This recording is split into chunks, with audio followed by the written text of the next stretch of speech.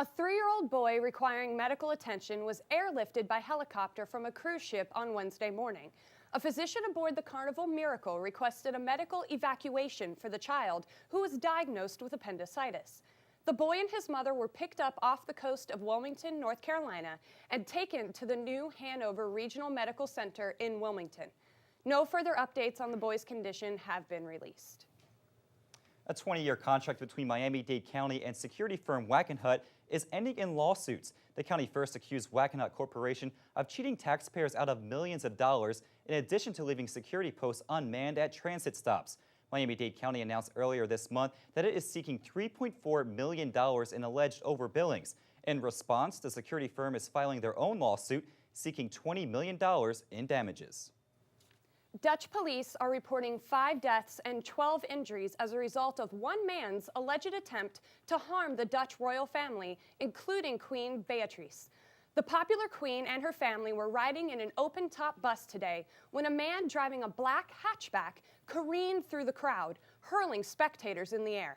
The incident occurred about 45 miles east of Amsterdam during a celebration. Members of the royal family were unharmed, and the driver, who has yet to be named, has been hospitalized. The motive for the attack is unclear. And a series of explosions killed at least 43 people in Baghdad yesterday. This rise in violence in Iraq has made April the deadliest month in more than a year. More than 200 people have been killed in Baghdad alone.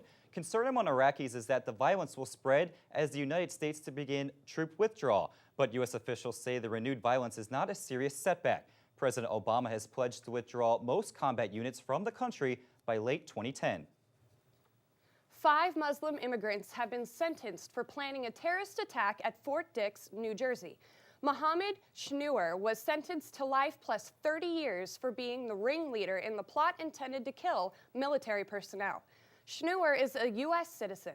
The co-conspirators involved in the plot got equally harsh sentences. 3 were sentenced to life and 1 got 33 years.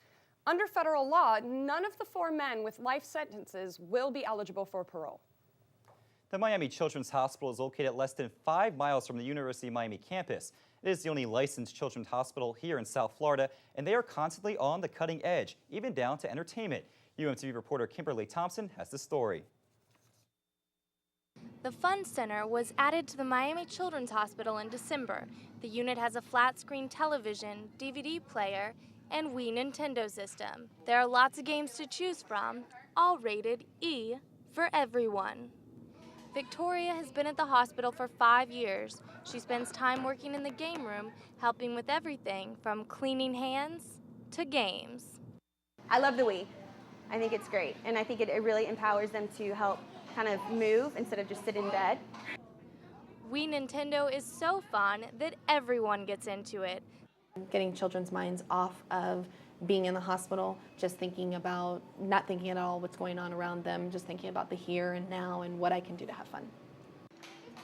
11-year-old Abilondo has been at the hospital for what he quantifies as a long, long time. He enjoys all of the game room, from Play-Doh to Wii baseball. And when you're batting, you got to do this. It's out of here. Abel passes his Wii skills to his friend Rick.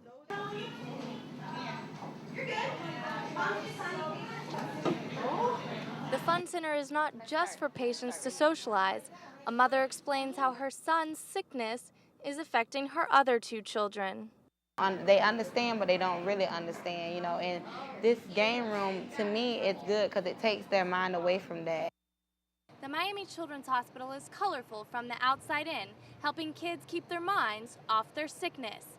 These colors stay bright from foundations like Starlight, Star Bright, that help give hospitals throughout the Mideast entertainment like the Fun Center. And the Fun Center is just that, fun with the press of a button. This is Kimberly Thompson, UMTV. Coming up after the break, Bree Winkler will have your weekend forecast. And Nena Kamate will show us the man behind the muscle of Hurricane athletes.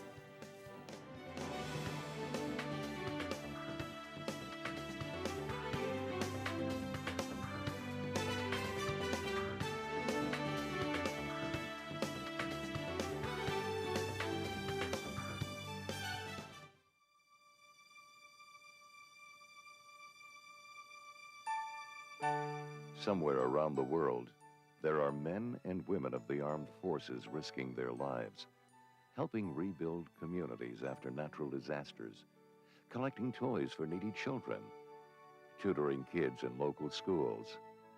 They were at Bunker Hill, Gettysburg, Iwo Jima, Khe-Sanh. They've been under the sea and to the moon. They stand watch in Korea. They keep drugs away from our shores. They patrol our skies every day, every year. These are your sons and daughters. You see them in church and at Little League games. But they are special because they work to keep us safe, secure, and free. Dedicated men and women who put their country first. So, Bree, classes are over and we've got reading days ahead of us. Is this going to be a good weekend to study or not study at the beach?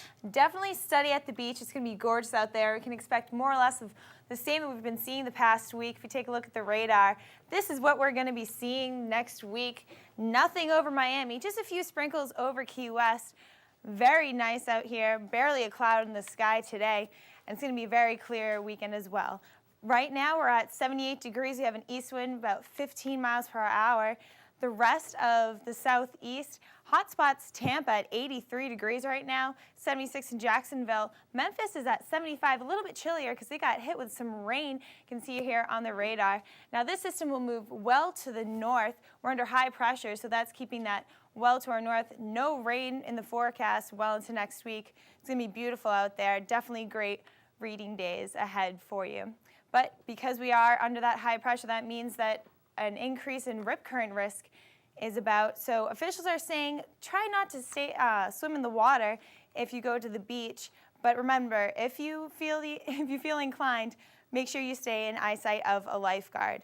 For tonight, we're at 74 degrees, partly cloudy, east wind. There's a chance of an inland shower, nothing on the coast though.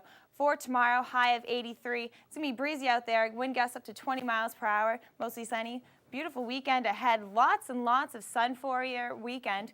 Going to cloud up a bit on Monday and Tuesday, and we're going to keep those highs in the lower 80s. Now that's it with weather. Let's head over to Nana with sports. Thanks, Bree. Staying true to Miami football heritage, Heisman Trophy winner Gino Torretta was inducted into the College Football Hall of Fame today. He joins Benny Blades and Don Bosler as the third Hurricane awarded this honor. The star quarterback was a member of 3 national championship teams, leading the Canes to a win in the 1992 Orange Bowl.